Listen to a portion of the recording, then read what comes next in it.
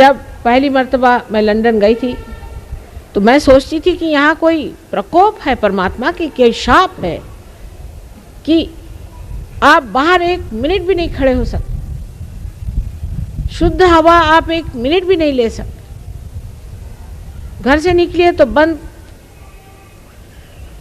Motor में बैठिए दौड़कर, और फिर जहाँ भी जाइए वहाँ से फिर दौड़कर आप घर में घुस जाइए। कभी भी प्रच्छन्न इस प्रकृति का मनोरम आस्वाद लेने की कोई सी भी व्यवस्था वहाँ नहीं है। शायद इस वजह से एक माँ की दृष्टि से मैं दोष प्रकृति को ही देना चाहती हूँ, क्योंकि आखिर कहीं भी हो मानव परमात्मा के ही पुत्र हैं। इस दोष की वजह से हो सकता है कि मनुष्य एक दूसरे से वहाँ बड़ा कटा रहता है, और इस वजह से वहाँ की प्रकृति में क्या दोष है इसी के और मनुष्य की दृष्टि रहती है। इतना ही नहीं कि इस आक्रामक प्रकृति को किस तरह से आक्रमण से जीता जाए, ये प्रवृत्ति सहज में ही उनके बर्ताव में, उनके विचार में पूरी तरह से दिखाई देती है।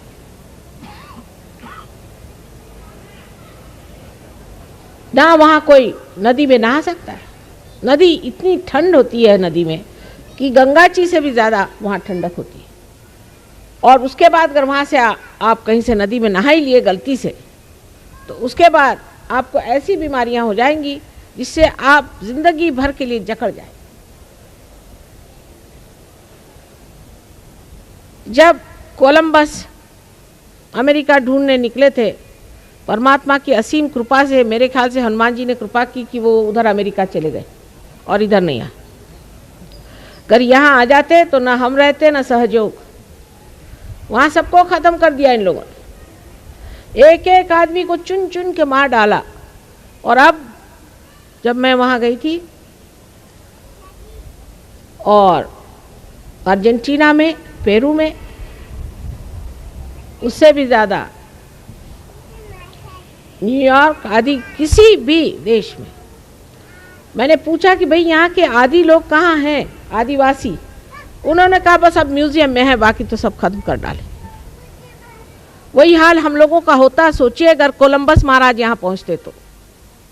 ये परमात्मा की असीम कृपा है कि वो ज़मीन के खोज में वहाँ गए, लेकिन सत्य के खोज में लोग हिंदुस्तान आएंगे, क्योंकि सत्य इसी संसार में, इसी पृथ्वी में अगर खोजना है तो वो भारतवर्ष में छिपा हुआ।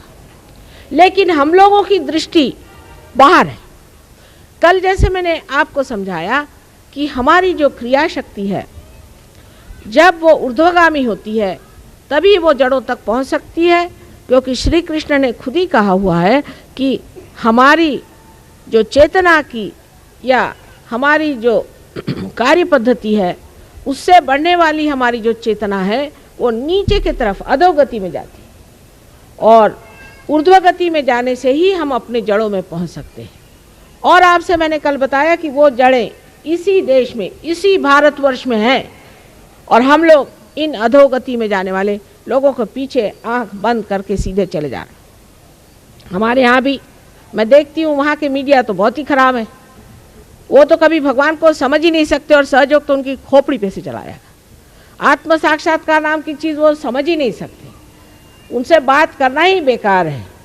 वो कहावत है ना कि उल्टे घघरी पर पानी डालने से फ़ायदा क्या।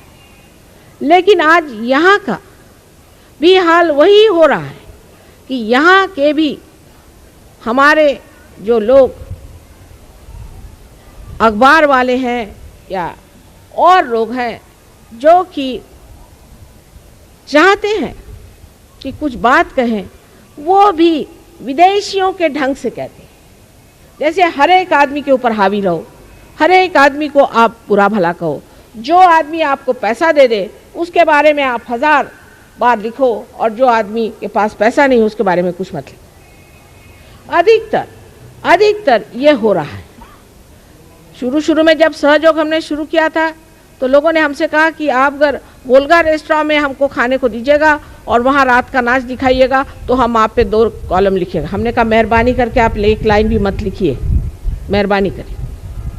और वही अखबार रात दिन हम लोग पढ़ते हैं, इस अखबारों में इस तरह की बातें लिखी जाती जिसके पीछे वो मन है, वो विचारधारा है जो विदेशी है। मेरे विदेशी विचारधाराओं से मुझे कोई लेना देना नहीं लगता, लेकिन वो जो विदेशी विचारधाराएं हैं उससे उनका क्या भला हुआ ये तो कम से कम जाके देखना चाहिए। एक आदमी अगर गड्ढे में जाके गिरा है तो ये तो जाके देखना चाहिए कि वो गड्ढे में है कि ऊपर की जो कुछ भी तामझाम है उनका, उससे हम लोग इस तरह से अभिभूत हो जाते हैं कि हम उसी तरफ अपनी नज़र किए हुए हैं और वहाँ आपको सत्य नहीं मिल सकता। सत्य इस देश में है और इसी देश में आपको सत्य मिलेगा, लेकिन आपका खोजने का तरीका आपको बदलना होगा। सत्य आपके बुद्धि से जाना जाता है, ऐसा बहुत लोगों का विचार है, लेकिन बुद्धि बहुत सीमित है, वो सत्य को जान नहीं सकती। जब बुद्धि को मनुष्य किसी तरह से अपने विचारों को बढ़ाता है, जिसे हम कहें कि मेंटल प्रोजेक्शन करता है, अपने मस्तिष्क को इस तरह से दौड़ाता है, तो वो अपनी ही एक चीज़ बना करके और संसार के सामने एक कोई बड़ा भारी प्रमाण की तरह से, आइडियोलॉजी की तरह से सामने रख देता। आप शायद इतना सफ़र न किए हों जितना मैंने किया। मैं रशिया गई हूँ, चाइना गई हूँ, अमेरिका गई हूँ, हर दुनिया की आइडियोलॉजी को मैंने देख लिया। ईरान गई हूँ, कोई दुनिया का देश नहीं होगा जो मैंने देखा नहीं। और मैंने एक ही बात पाई कि हर जगह आदमी मस्तिष्क से कोई चीज़ निकाल करके खड़ा कर देता है और यही सबसे बड़ी चीज़ है ऐसा समझ करके उसके पीछे लग जाता है और फिर वही भूत बन के उसे खा लेता है।